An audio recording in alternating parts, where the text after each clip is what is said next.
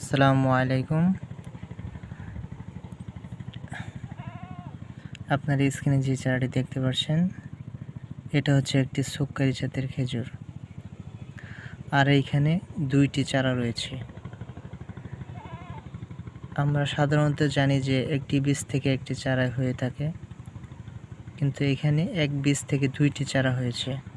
আর এই দুইটা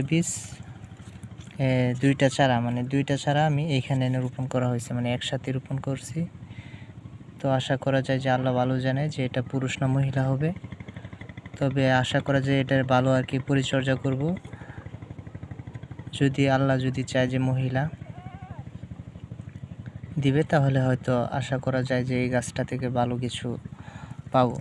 তো আমরা সাধারণত জানি যে একটি বীজ থেকে একটি চারা হয়ে থাকে।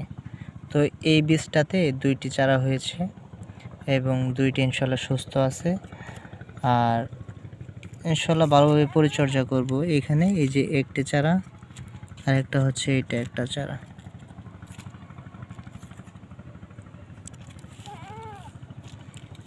এই দুইটা একটি বীজ থেকে জন্মানো, আর জাত হচ্ছে সুক্কারি।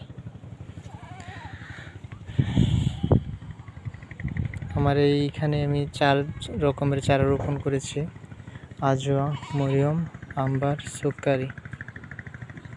আর আমার এখানে প্রায় 320টির মতো চারা রয়েছে।